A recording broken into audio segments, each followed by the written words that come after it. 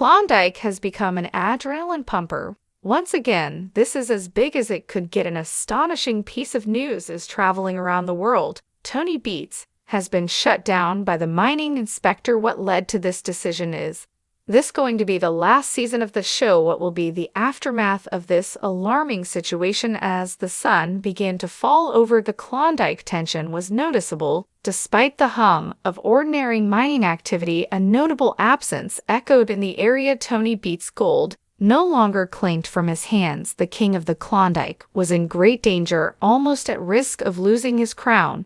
Did a mistake put his mission in jeopardy? Tony screamed into the cold Yukon air, urging his workers to back the truck up. His urgent words revealed a sense of desperation, determined to win back his mill and gold mining kingdom. Tony was a man on a mission. 2 months into the season, every miner in the Klondike was deep into the hunt for gold, except Tony. As time passed, not an ounce of gold appeared in his haul. Tony acknowledged the gravity of the situation, noting it was time to adopt a more grounded approach. A daunting goal loomed over him, surpassing 6,000. No, this required a significant move, inspiring in its steadfastness. For weeks prior, he had moved his entire operation from Paradise Hill to Indian River, a risky gamble in the gold mining game. But as the season progressed, Tony found himself facing both literal and metaphorical mountains. Was this a bold move? Opinions may vary. Sometimes Tony had to personally intervene to clear the trucks, the anxiety palpable. It was a race against time, and Tony was not one to fall behind. At the heart of this activity was the necessary preparatory work for losing, also known as gaining ground. The drainage and stripping of the flooded cut had been completed, paving the way for further operations. Tony explained they were moving the soul box up, a complex operation now involving placing rocks in the box to make some quick cash by Friday noon. A dormant obstacle. Tony Shaker wash plant had been idle for 4 years and required cautious reconstruction before it could SLO.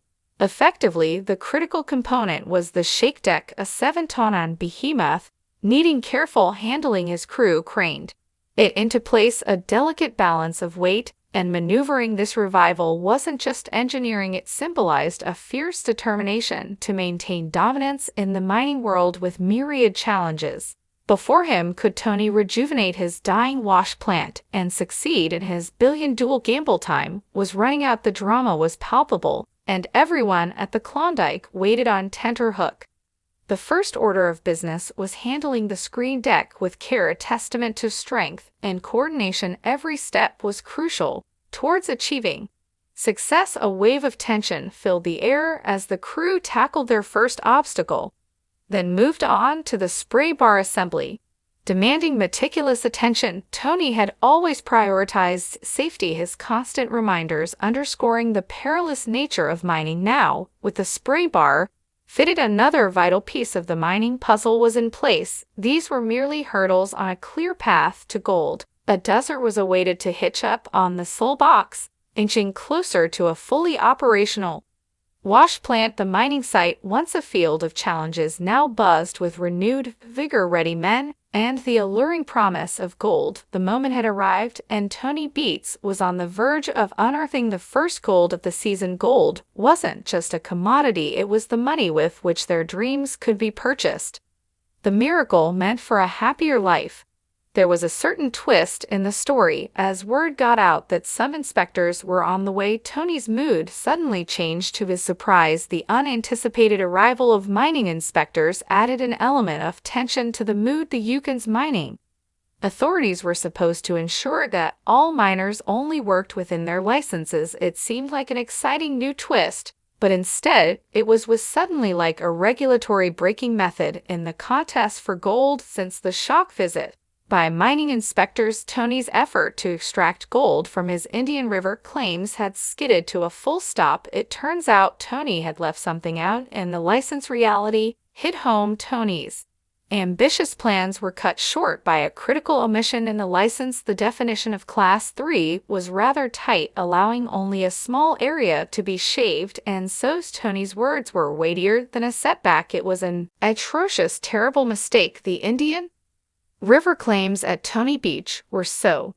immediately accessible that the thought of mining gold there slid away like grains of sand through his fingers. The hope of a great harvest was blown away, and the cruel reality even bothered to be there. This magnitude of error casts a PA over the mining division. Now, Tony realized with a stab of pain what the oversight meant. His golden aspirations were on hold. Can Tony Beets maneuver this unsuspected obstacle, right this wrong, and save the season that is on a knife edge? Tony found himself facing a correspondingly harsh reality. As a person with a restricted water license, he could only strip in as a 1 acre of ground, quite out of proportion to the 15 acres he fantasized about mining. The message was plain: the Indian River in its present condition would be unprofitable.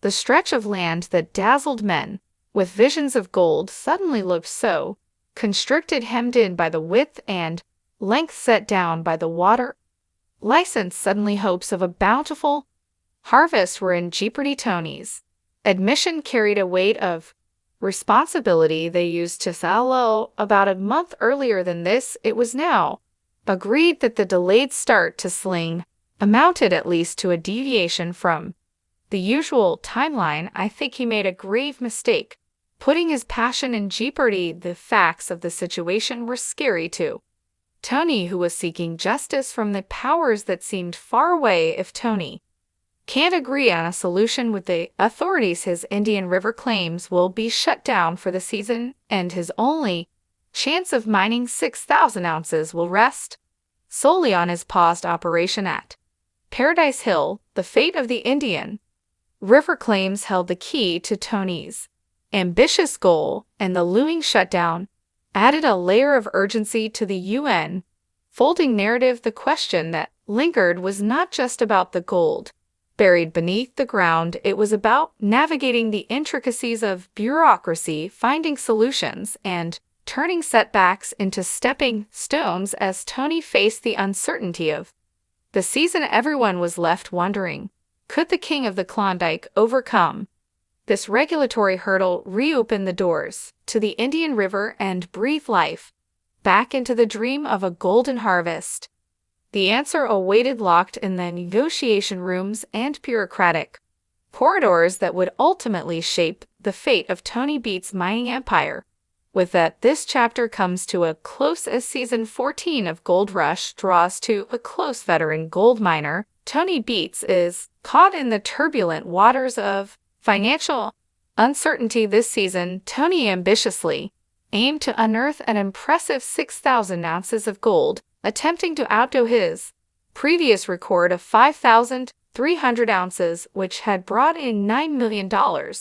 Full of optimism and driven by a relentless pursuit of success, Tony secured prime mining claims along the Indian River, hopeful of the wealth they could yield. However, the unexpected absence of Kevin Beets, a pivotal member of his team, cast doubt on his plans, prompting Tony to make a critical decision. In a bold move to rescue the season, he relocated all mining operations to Paradise Hill, strategically positioning himself to maximize the chances of success. Despite his determination and tactical shifts, the results were disappointing. The gold yields consistently fell short of his targets, placing Tony under increasing pressure as his prospects dwindled. As the season progressed, Tony faced the harsh realities of the gold mining industry, where fortunes are volatile and the stakes always high. By week 17, Tony's gold count was a mere 771, though significantly below his ambitious goal. Yet despite these setbacks, Tony's resolve remained strong, fueled by his determination to overcome the odds and succeed in this capricious industry. Confronted with the potential failure of his mining operations, Tony enlisted an efficiency specialist to overhaul every aspect of his operations, from optimizing rock truck routes to revamping management strategies. But I can build that, so it's got to be 20 to 25 years ago to be built, that he remarked, underscoring his long-standing experience in the field. Tony recognizes the colossal risks associated with gold mining, viewing success as akin to a grand gamble with substantial investments tied up in equipment and machinery. The downturn in performance cast serious doubts on the financial viability of his enterprise. The looming question now is whether Tony can avert bankruptcy by reversing his fortunes and boosting his gold production. As Tony navigates the uncertainties and challenges of the gold mining industry, his commitment to overcoming adversity and achieving success is unwavering. The future remains uncertain, but Tony is determined to make every effort count to ensure the sustainability of his operations and avoid the threat of financial ruin.